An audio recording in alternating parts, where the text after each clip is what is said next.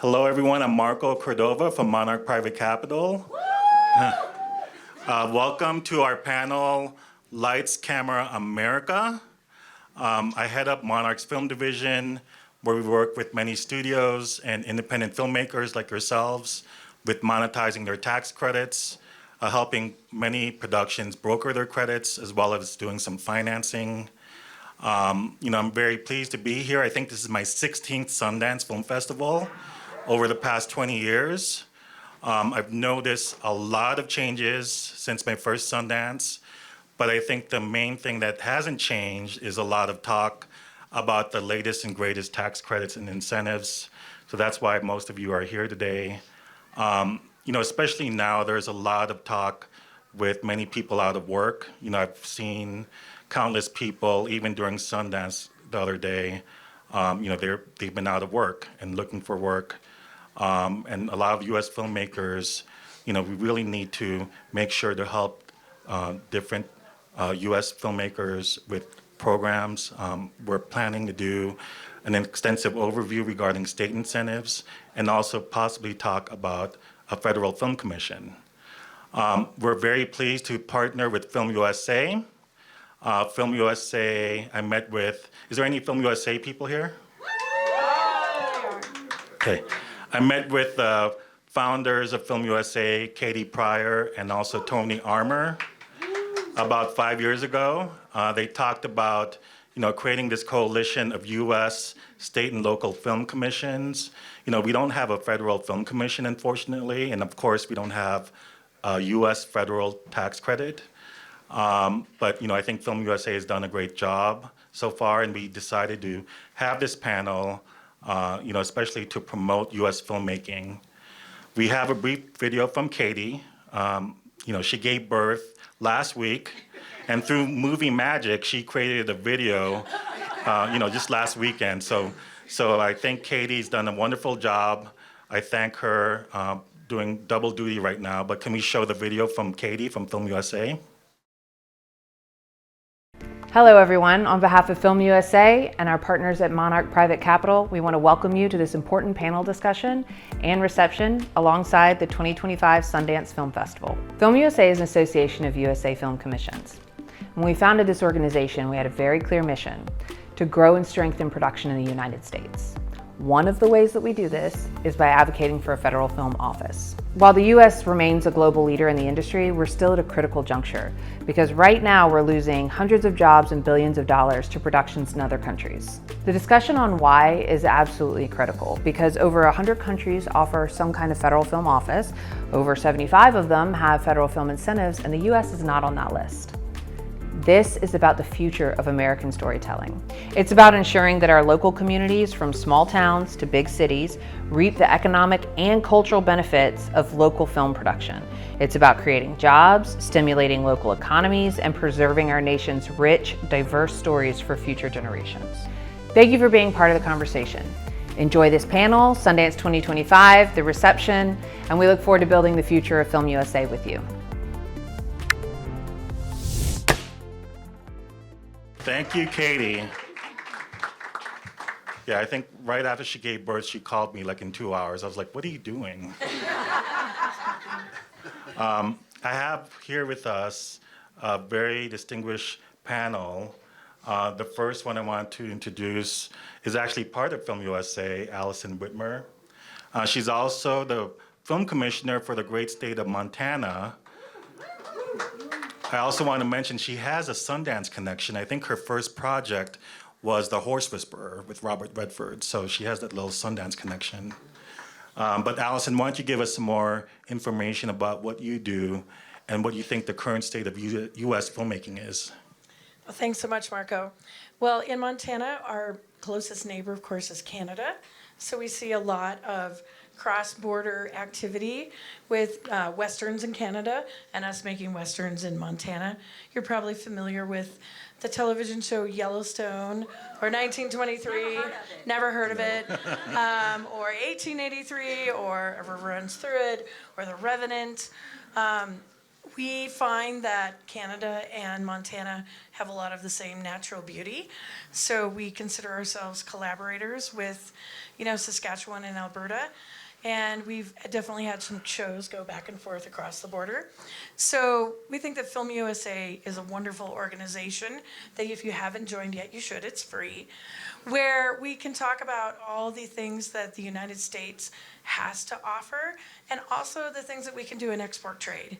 So the film industry is one of the strongest export industries for the country, and Film USA is really committed to helping everyone in the film business, understand economically how important we are. And Montana, with our tax credit program, we're doing close to $200 million worth of business a year, which 8 years ago we were doing $10 million. So that's the difference for having economic benefits in filmmaking. So yes, Marco, thank you. Thank you, Allison. Okay, the next panelist I've actually known for over 10 years. Dave DeVore, I've known him since he worked at Fox TV, and now he's the director of production incentives at Netflix. One of the first projects I worked with him on, I didn't know what that project was at first. It was Stranger Things Season 1. And ever since then, Netflix has grown tiny show. probably too much. Too much. But, it's great to have Dave with us. And if you could give us some insight of what you do and what you think the current state of the U.S. filmmaking is, that'd be great. Yeah, thank you, Marco. It's good to be here. My team is on the front lines, basically working hand in hand with our internal production and finance folks, our creatives, and external producers to find production solutions and figure out how all of the pieces, the puzzle pieces, can be put together. But it all starts with the creative, and the creative is number one. We come in after the fact, and once things are at a certain point and certain locations are identified as possibilities, then we try and come in and advise to the best of our ability the current state of incentives in those locations, what it means to our producers. We're sort of the go-between. We work closely hand in hand with the state film commissions to really get the latest and greatest information out to our creatives and our producers so that they can make informed decisions. We have a ton of volume, lots of different shows, everything from indie film and tentpole features all the way down to children's programming, unscripted, documentary films and series, etc. So it's exciting to work in a place where there's really no limits in terms of the types of content that we can put out there. And so, but that does present some challenges in terms of putting those financial building blocks together for those types of wide range of different types of programming. I've worked in the indie film world on incentives, but I've also kind of evolved as the business has evolved and as Netflix has evolved. I've been there for almost 8 years, and I always joke, in Netflix years, that's a long time. A lot of things have changed within Netflix and with the business in general, and so that's created a lot of opportunity and a lot of challenges, and things have changed just so fast. So I'm happy to be here as part of this panel to really talk about some solutions based on the current state of things, and I think there are opportunities out there to really make some productive changes. So Thank you, super Dave. happy to be here. Great. Next up is the fabulous Chiquita Banks. Thank you. I am fabulous. I've known Chiquita for a while now. I think you've been at 3 different studios, and before that, you were an auditor with one of the regional CPA firms in Georgia. Monarch is based in Georgia, so we have that Georgia connection. Chiquita, why don't you tell us a little bit more about yourself and what you do, and especially with your new company, Bankable Consultants. Thank you. So again, Chiquita, I'm a tax attorney. And what does that mean? my life is about tax credits and incentives and economic development incentives as well too. I am a film finance nerd. You know, I like to work to help producers and much more indie and smaller producers to find funding for their projects. So whether that's connecting them with potential investors, whether that's making sure they understand the value, the face value of their tax credit so that they can get a loan against that. I am one of those people who's wholly focused on helping you to get your project come to fruition, but only if you do good business. And what I've seen so much of, and I think this is one of the issues that we're seeing a lot in the changing times, is that, you know, producers are amazing creatives. You have these great ideas. I love them. I can't wait to hear about them. I'd rather see them. And how do you do that? You have to have a good budget. You have to have a clean budget. You have to have a production accountant. You have to have a line producer who's produced in that area before. You can't just say, you know, oh yeah, my homegirl from Croatia is gonna come over and we're gonna shoot in Atlanta. That's probably not gonna work. Not to say that it can't work unless she shot there before, but one of my jobs is to help the creative and the non-business producer better understand the business of entertainment. I also, and I've forgotten about this, I forget about it even though I do it once a week.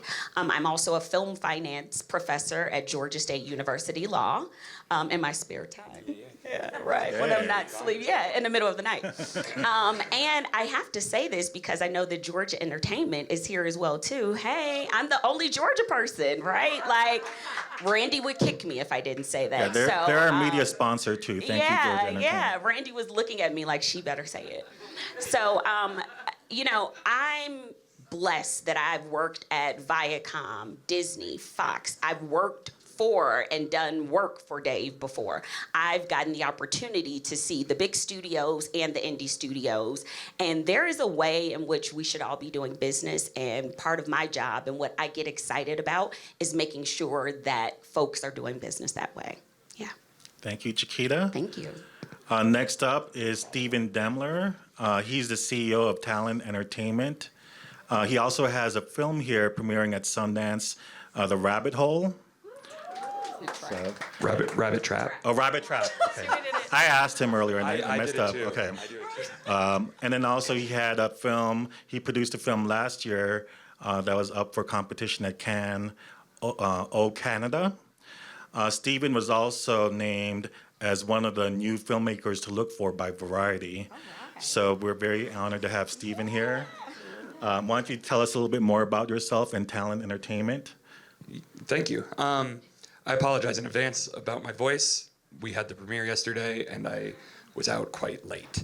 I started in entertainment. My first job was at Saturday Night Live in the art department and other roles. And then, unlike some of you creatives, I chickened out because I wanted to be a writer, but I also really love food and shelter, so I got into finance. And I was a trader at hedge funds around the world for a while. And then when I started to get older, I was like, I've never tried to do the only thing that matters to me, so I might as well give it a go. So I started Talon because I figured if I started a business that financed films and I produced, and I showed up to agencies with a bucket of money, they would let me in the door and pretend to be my friend. And that is true, they will. So what I did was I started this company and raised a fund. We started financing films as an executive producer only. And then I started, once I established kind of a reputation and I felt I learned the way the tax credits worked and the business model and economic models worked, I started looking for scripts or producers who were above me and who had been doing this for a long time. And I glommed onto them and said, I'll finance the film, but you get me as a producer also. And you're my boss. You know, I'm here to learn from you, but those are the breaks, basically. And started doing that. And then eventually, learned enough to where creatives came to us.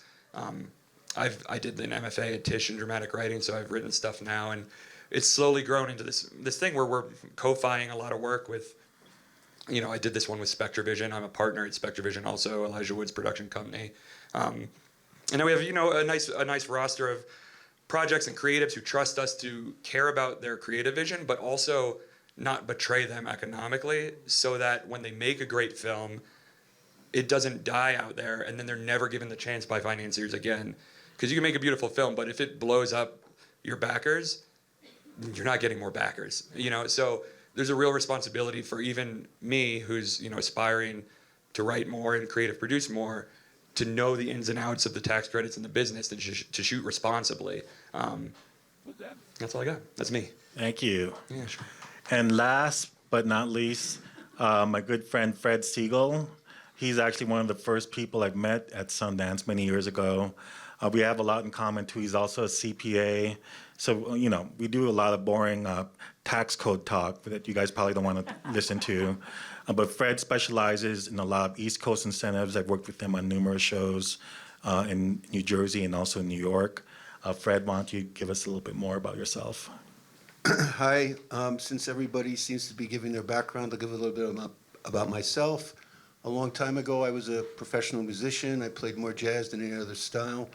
I had a teaching practice, but I was basically an independent artist. I left music and got involved in a couple of startup ventures, wrote a couple of business plans. One was for gourmet coffee bars in 1985, before they were around. And I was probably too much of a perfectionist as an artist. I wanted to get it really perfect. And as I think everybody here would agree, in business, it doesn't have to be perfect. It has to be good enough.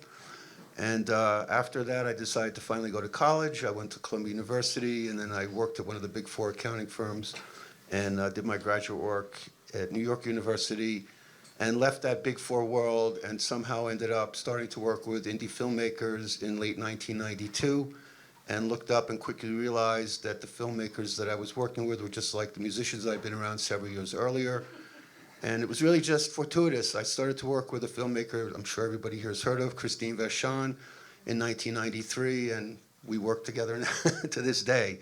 And I fell into that early New York indie film scene, and in 1997 opened up my own practice. Somebody asked me the other night, what do you do? And she was really looking for that very simple answer. So I said, well, we help you get money and we help you keep it. And I know marketing-wise, that's a nice little soundbite, and it sounds good. I mean, ultimately, that is what we try to do. Excuse me. I understand the lives of producers, I think, pretty well, because my own life has been creative, entrepreneurial, and management, and I think that's what producers do. And I feel a kinship with them, and we try to work with them in a way where we look at them and go, who are you? What are you trying to do? Can we help? And if so, how? The whole orientation is collaboration.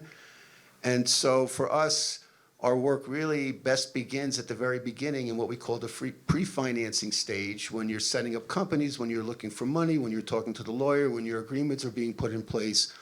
Because whether you understand it or not, at that point, you're making certain decisions which are going to play out later in terms of when you get the film tax credit money and what that means in terms of tax consequences.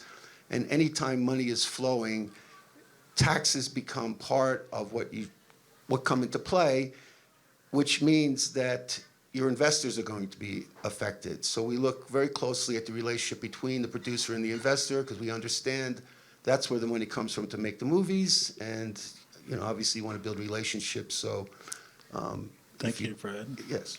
Great. Our main topic here is really to try to promote filming in the U.S. With Runaway Production. I just wanted to kind of briefly touch upon what your experience is, and kind of and especially with Dave and Steven, since you guys are working with different shows, what's your main, what are the things you look for between filming in the U.S. and overseas?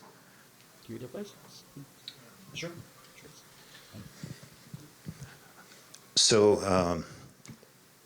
the building blocks of a budget are really, it's a complex undertaking to get a show to that point where you're locking a budget on target. So obviously incentives are a huge part of that, and have become even more important over the years. There are strong incentives overseas. That's just the reality. But there are super strong incentives here in the U.S. as well. And so, where we can, we try and keep production as close as possible to us here in the U.S. But at the end of the day, we have to serve the creative and serve the project. So we look at a lot of different things. After the creative, it's production resources, infrastructure, stage space, crew depth. Do we have crews available? And those are all huge considerations. And so, is there one thing that tips the scales, from producing in the U.S. to producing overseas? I don't think so, but I think it would almost be easier if there was just one thing. And just from my being around this and doing this for 10 years, I haven't seen that. And so it's a mixed bag, but I think there are strategic pockets where things can be addressed. And I know that our state, film commissioners and tax authorities and politicians are, in key places are looking for opportunity. But, I think now is a good time with all the changes in the industry, changes in people's viewing habits. The competitive landscape is tighter than ever. This is a good time to have this conversation to try and figure out how we can compete even more strongly. So, Thank you, Dave. Stephen? Sure. It's complicated, right? I'll just remove from the stuff you said and just focus on maybe from the perspective of somebody trying to stand up a film. I backwards engineer it, right? We have a film that we like creatively, and then I immediately go to, let's assume we execute this and it's a great film, because that's what we're aiming at, how do we sell it, and how is that the most optimal sale for the investors who took a risk on who took an equity position in a very risky asset class. And you can de-risk them by participating in incentive programs that are higher to get more secure debt, cash flow that's not actually, it's oversimplifying, but you can think of tax credits as almost like a sale at a department store. And a $5 million film with a 20% incentive is almost like, a 20% off sale, usually $4 million buys a $5 million film. So when I'm looking for the way to maximize that, because the money I don't spend on equity then goes to the screen, right? Buyers are buying the face on the screen most of the time, right? That's what they care about. That's what each of us click on, is Ryan Gosling's face. If I can't afford him because I have to spend that money on hard dollar costs when I could have gotten an incentive and then taken a loan there and used our equity on paying him more money that it costs to get him, our sale will be lower, and it becomes more complicated. So I'm always looking for, how do we engineer a way to spend the most money on the things that actually sell the film? And one way to do that is to creatively structure tax credits, incentives, grants, in-kind services. And it's tough here compared. Canada, we shot in New York, but that was the most ridiculously small budget and a 17-day shoot, and it's kind of an outlier. I produced a film with Elijah called Bookworm. I can't, without saying the exact numbers or whatever, eventually 80% almost was soft money through all the different buckets we got. So we shot in New Zealand. One, it's beautiful. Two, it's 80% off sale. What was I supposed to do? So, what's soft money? Yep, with soft money. Oh, what's soft money? What is soft money? Do you want to say? Because my voice is going. Yeah, but make sure we're level setting, because sometimes we can all use, have you ever gone to a new company and they have like a ton of new acronyms and you're like, the ABCs of 1, 2, 3, I don't know what that is. But, and this is from the professor. So soft money versus hard money. Hard money, you have to give back. Soft money, you don't have to give back. So an incentive or in-kind services, a free building, free use of equipment, those are all considered soft money investments in your project. Versus hard money, he wants his money back. Talon wants their money back. And any debt, and most projects live off of debt, that has to be paid back. So the more that you can increase your incentives, your grants, your friends that'll work for free, your mom. I love my mom. She's like, you need some help? I'm like, yes, mama. No, but you can't work for me. But but she works for free, you know? So that's making sure that as indie producers that you know the lingo. So when you get in a meeting with Talon, you don't sound like you understand what he's saying, right? That's super important. I'm sorry if I took it away. Oh, no worries. Yeah, that's good. Thanks, Okay. Professor Chiquita. Yeah, and I was gonna just add co-productions,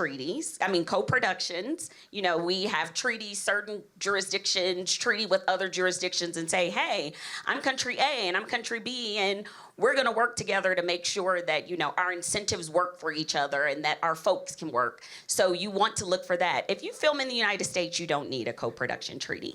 And I won't bore you all, but I'm sure Fred is thinking tax treaty too. As well, reciprocal tax treaty. So you have Ryan Gosling, and how do we know if we take him to South Africa that his income or whatever taxes he pays on that South African income will cut his tax liability in the United States, because the U.S. still wants their money. You don't need a tax treaty or a reciprocal tax treaty if you keep them at home. So, sorry, I jumped in, but they didn't say it. So. This is good. Good talk. One thing I wanted to mention too, I think a lot, especially new producers, they're asking for soft money. You know, you actually need to have some money at first to get access to soft money. So just keep that in mind. You can't just magically get a loan if you don't have the funding in the first place. So that's usually like one of the beginner questions we always hear, especially with the newer producers. You know, talking about the latest and greatest incentives and also promoting U.S. incentives, I wanted to kind of go to some of the different states that offer incentives. I think this group here has a great experience and bandwidth with different types of incentives. Obviously, Allison, you know, you speak on behalf of Montana. Can you give us some any juicy tidbits or updates that we might not have heard of? Sure. Well, one of the great things about Montana is we do not have a sales tax. So when you work up your budget, you can just take most of that sales tax money and just kick it right out. So that's usually a 5 to 7% savings right off the top. That, you know, most producers, there's only 3 states in the country that don't have a sales tax. So that's one of our little hidden gems. We do have a 20% transferable income tax, and we are in a legislative session. So everybody out there knows that the tax credits can change during a session. We are no exception. We have 2 bills that one's been introduced, another one's coming. One bill would like to raise our tax credit substantially. One would like to raise it in a different way, a little less substantially. So we're looking forward to seeing how those bills work their way through our system. And we also find that in our region, we are unique because we are in a region with Idaho, which does not have either a film office or a tax credit. Wyoming, which has a film office but no credits. And North Dakota and South Dakota, who's do not have that much film support. So in our adjacent region, we find that our main competitors and people that we collaborate with are Utah, Washington, and Oregon, and Colorado. And so one of the things we're really wanting to do is, in terms of what you're doing in terms of like tax treaties and CPA work, is really collaborate with all the states, because, you know, South Dakota is known as being a really interesting state to do business for incorporating in, and Wyoming can be that way too. So you can have some nice collaborative financial instruments, but you do want to talk to your CPAs and attorneys, because it can get complicated fast. Thank you. One of the states that I work a lot in is Georgia. You know, Georgia's, you know, been very big in production the last 10 years. I've worked with numerous shows with Dave and Chiquita. Can you give us some insight on what you like about Georgia, and kind of what do you think it will take for them to go to that next level and keep production shooting in Georgia? You know, I'm getting a lot of calls now from various sound stages that, you know, are not filling up right now. Ever since the strikes, you know, they're not getting the work they used to. What do you think that could improve, and what we should do to help, you know, Georgia production thrive? Yeah, I know. It's complicated, but no, I mean, Georgia's really, they've been around for a long time in terms of their tax credit. They've built a production and creative kind of ecosphere around that, and that's paid dividends. But now, you know, as Marco mentioned, things have changed, and things can change quickly in terms of production volume. But you know, what we look for is a stable credit, a stable incentive, a reliable incentive that's funded generously and consistently. We look for administrative ease, and I'm getting a little nerdy right now, but it's important because there are a lot of steps that go into securing and capturing a tax credit. One of the big ones is the audit process, and you know, Chiquita, you can help me out and talk about that as well. But you know, there've been a lot of improvements made in Georgia to address some of that. But when a tax credit program, when changes are made to that program, you know, it takes a while to figure out, okay, what do those changes mean? There are ripple effects to those, and those only really come to light, you know, maybe a couple years or a few years down the road, and then you have to kind of keep refining it and evolving that tax credit. And so I think Georgia's been great because it's been around a long time, it's a generous credit, and they've been willing to really sort of address, you know, things as they pop up and keep improving on the credit. So we appreciate that. We love Georgia, and we thank Georgia for all that they've given us.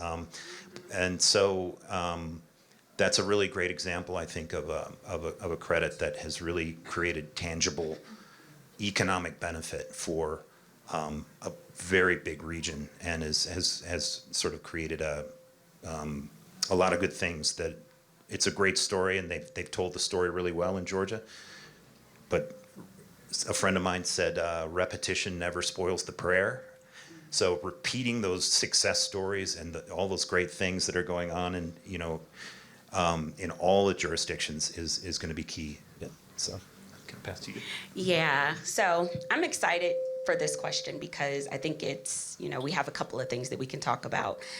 Something that Dave didn't mention is Georgia gives an incentive against above the line and below the line, and you can't get that everywhere. It's just that simple. And so when you're talking to a financier, when you're looking at your budget, you want to get an incentive off of as many dollars as possible. So that puts Georgia ahead so many different jurisdictions. It's an uncapped program. So we don't have a, hey, you know, you can only spend but this much. If you spend it, and it's good on paper and you have a good audit, you will get that incentive for that amount.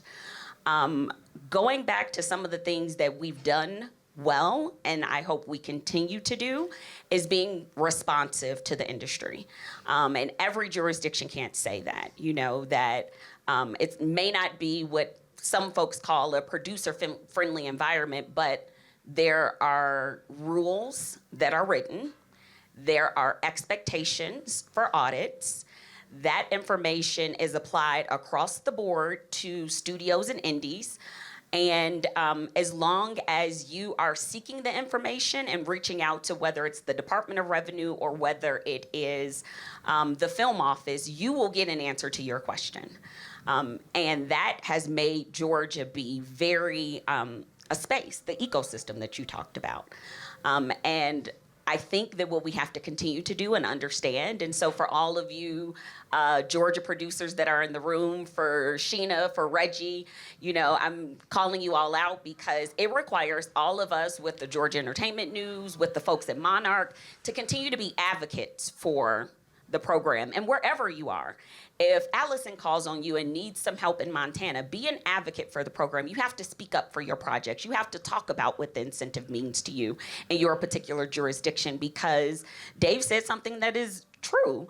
We can't take any challenges to the program. Challenges scare people away and make them not want to plan, because productions are not, you plan for it today, but you might actually shoot in December and you're posting later. You know, we can't have a unsurety about what 2026 will hold. So to me, one of the most important things for not only the film commissioners to do, but it's our jobs as producers, as folks that are in the industry, to make sure that we're supporting the film offices and those folks that are advocating for more incentives and also for steady incentives. That's the only way we'll be able to keep Georgia as a powerhouse and any incentive as a powerhouse. Thanks, Chiquita. Stephen, I learned that your company recently purchased a large studio in Dallas, which is the largest soundstage now in Dallas. And that's even before, any announcement of a potential enhanced Texas film credit, which is about $498 million, I think. That's still going through the budget process, but can you give us an idea why you decided on Texas even without all those incentives available in other states or countries? That'd be good to know. Yeah, it started like it does for films with me, right? And it starts with, like a film starts with the script, right? If the story's not moving to me, I don't care to make the film, because making a film is like being punched in the face repeatedly until it's released.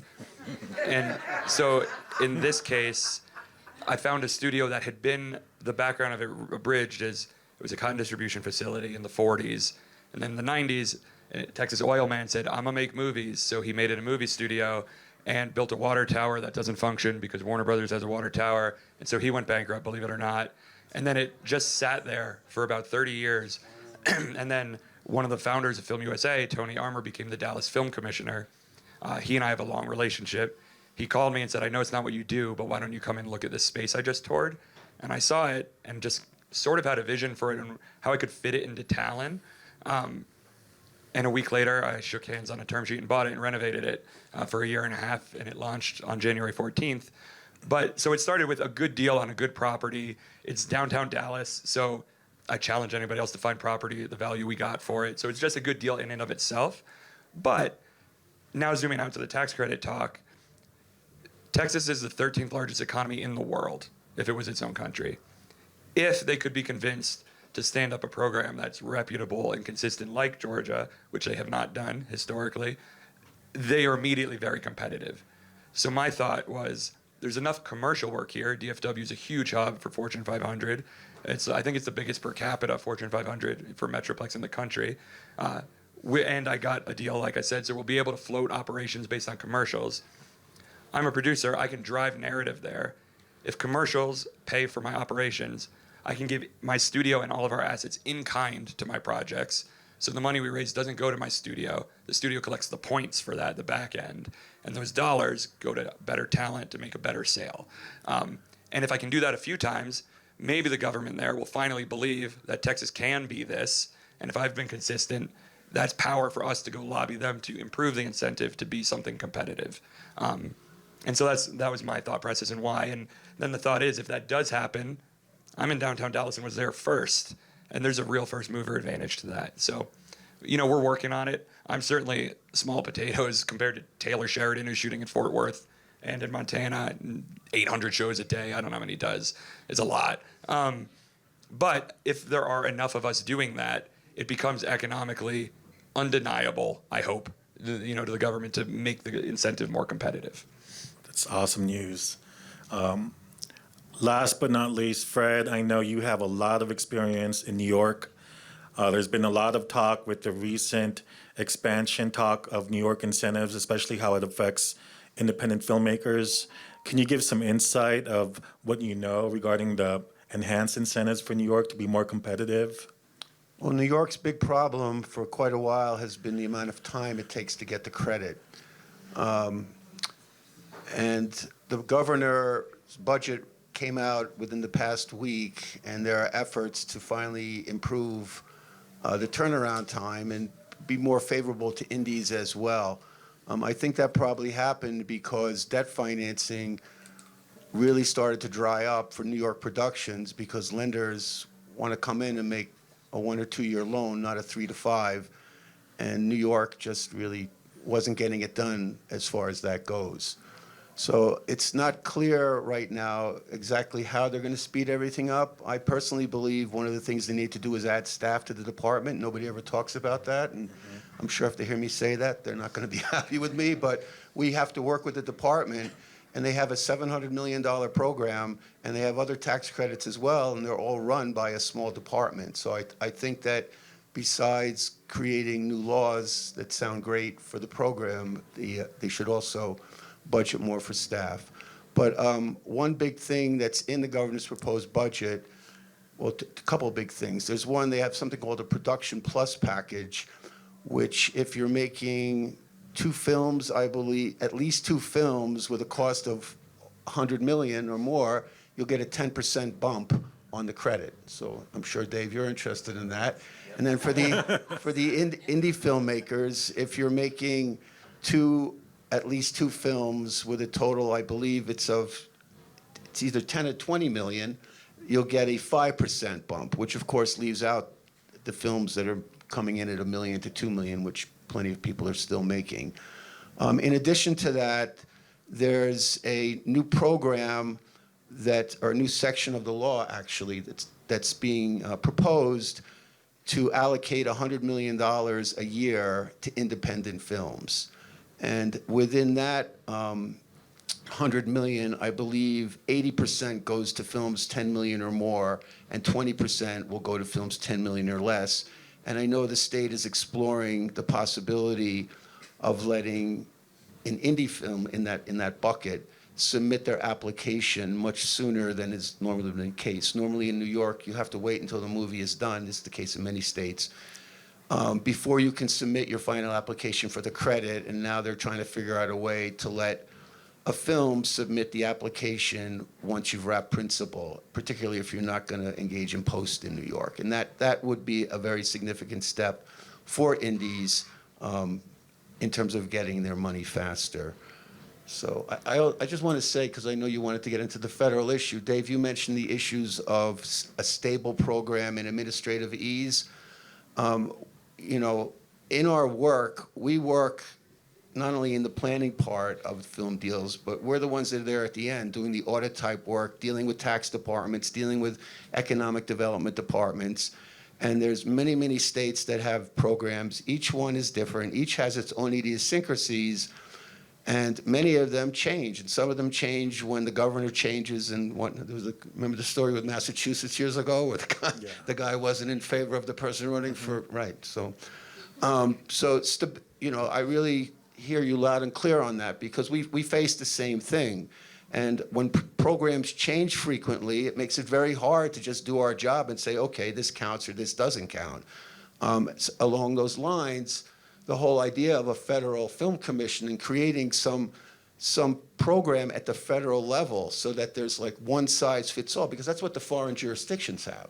And that's, that is a big benefit when you're looking to work with a program. How does it work? What do I have to do to get my money, and when am I going to get it? And the more stability there is in a program and the more administrative ease means that when you go to deal with the agency, you can talk to somebody who knows, and you're going to get a simple answer. Better yet, if the answer's on the website.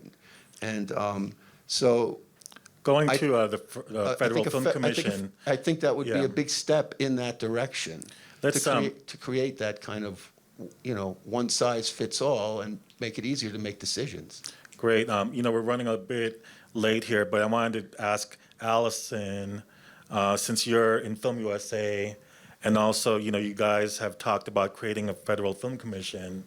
I think what Katie was telling us earlier, and also they wrote a great white paper in December, if you want to read it, about creating a film commission for federal U.S. It's really a two-step process. You can't really have an incentive program yet. You need to have the Federal Film Commission first.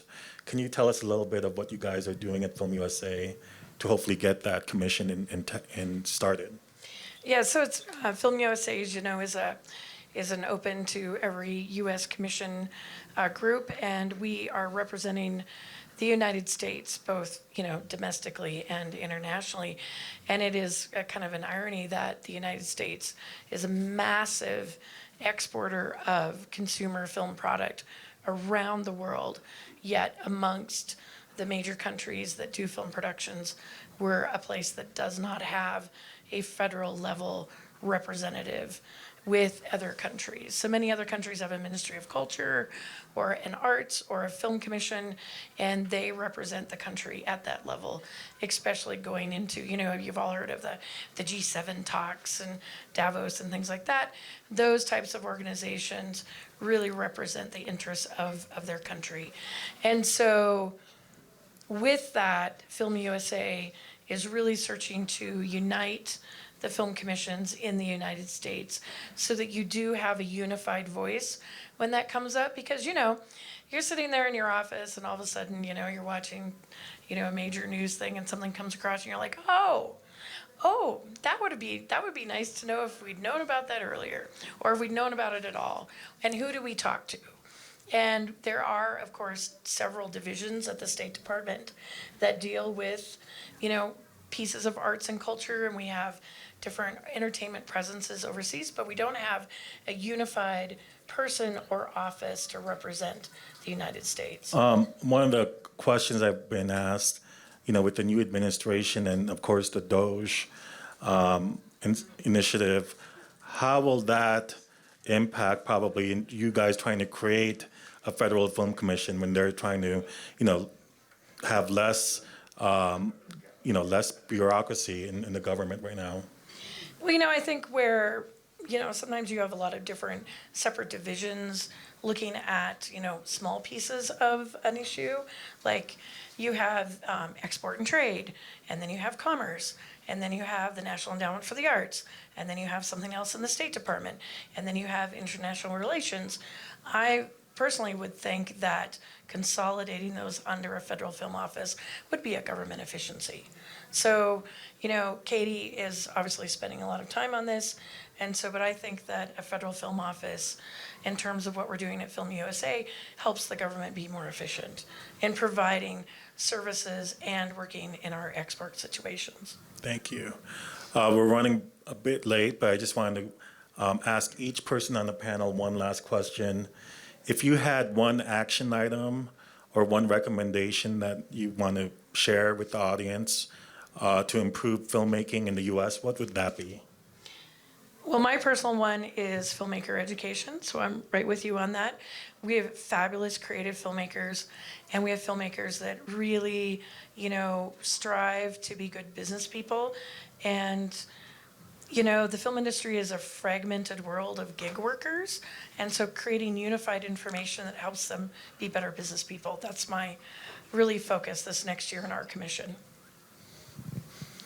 And I'm just going to piggyback off of that. I think it's about education and advocacy, and and filling in the gaps and identifying those gaps and knowing your audience. And I'm thinking from the perspective of a potential national film office or film commission.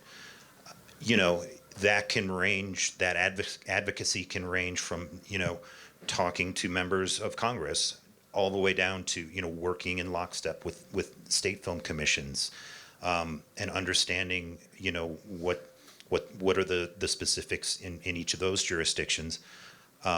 It can also mean going international and trying to bring in inbound production. More production at the end of the day is good, wherever that is coming from.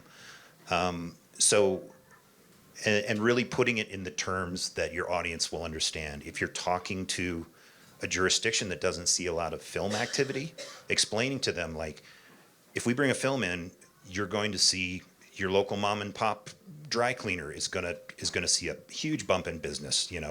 Restaurants, all the things that we all know, but really putting it and making it,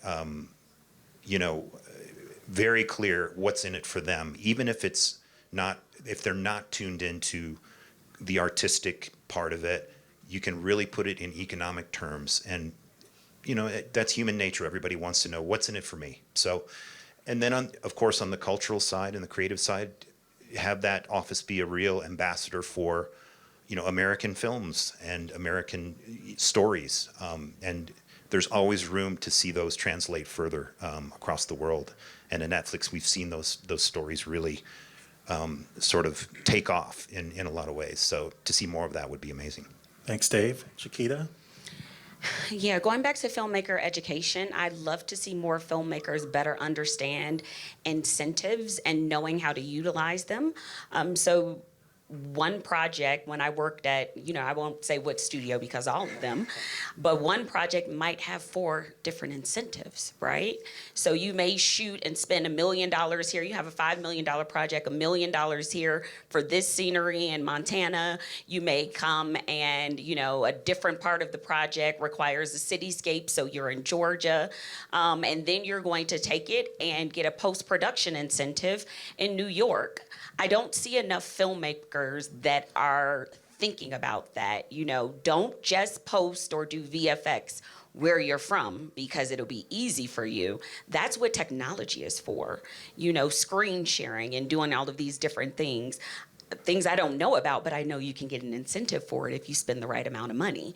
And so I'd love to see more producers and filmmakers that are just open to learning more, that call me with different questions, that want to understand, because I want to see more people get invested in by Talon. I want to see more jurisdictions that are offering these, hybrid incentives where it's post only because they're trying to build up their gig workers and make sure that they have proper editors and colorists and things of that nature. So I think that the more of that we're doing and the more the filmmakers are considering different areas and different portions and talking to the Steves, the Freds, talking to the Chiquitas to find out, it's just really you, right? Like, yeah, well, but this is what he wants to see. He wants to see you thinking outside the box.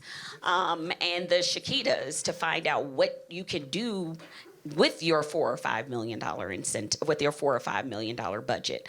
That's what I'd love to see more of, not just this very linear thinking, because I guarantee you for these $20 and $30 million projects, it is not just one incentive. It's just not. There's something that's transferable, something that's a grant, there's in-kind services, it's all over the place. Thank you. Stephen? No, I'm kidding. I used your words. Yeah. No, all of this, I would have said versions of different parts. So, take that to heart. So I'm going to be really producer self-centered here. I want more soft dollars and I want it to come back faster. I can make more projects, I can create more art, and I can sustain my partner creatives if I get the money back quicker and I'm spending less and risking less hard dollars per project. And I think a federal film office being able to sit kind of as a quarterback on top of the states, but not replacing them, but working in tandem with them to help coordinate is critical. I shoot stuff here, I shoot stuff overseas. I don't have a lot of friends from overseas who come shoot here, and there's a reason for that. And I think a federal film office that's able to bolster, interact with, help facilitate state-level incentives apart from whatever they come up with maybe in the future on their own is critical. Your turn. I'll piggyback off what everybody has said. I think at the filmmaker level, the education issue is huge. We always encourage people to build a team of people on the business side as well as the creative side. There are people that work with the industry all day long. I do, Chiquita does, and there's others, and we're happy to talk about this stuff, but this is what we know, this is what we do. And if the filmmaker can really understand what opportunities are out there and also what potential adverse effects can happen if they don't carry on in a certain way, I think that all goes to helping the filmmakers. So build a team, work with people who work with the industry regularly, really tap into people whose core expertise is what you're paying them for. I think that at the larger level, I really like the idea of more soft incentives and the faster turnaround time, because the bottom line is someone's investing in the film and they need a return, and it's going to look at, what do you want from me and what am I going to get back and when? And so turnaround time is something that I don't think all states fully understand. I don't think it's a hard thing to communicate, and soft money is a big incentive. It's one way to offset other costs that a film has to incur, and the cost of making a film here has definitely become a big issue recently. I had a lunch recently with a couple of indie filmmakers, and they told me they don't know if they're going to keep making films in this country. And I know that more soft money would certainly help them keep making films in this country. So I like the idea of soft money and faster turnaround time at the industry level. Thank you, Fred. Again, I want to thank all the panelists here, Allison, Dave, Chiquita, Stephen, Fred. Thank you for joining us here. Hopefully we'll do another Sundance panel next year. I'm praying to God that it's going to be in Park City. This might be the last one in Park City, so it's actually great that we're doing this panel. But I want to thank also the audience for being here. Feel free to reach out to us, and we'll be here starting at 7 o'clock. We're going to have our Meet the Film Commissioners party. Many of the Film USA commissioners will be in attendance, so we look forward to meeting you at the party at 7 o'clock. Thank you, guys. And thank you, Marco, and thank you to Monarch Private Capital for having us here.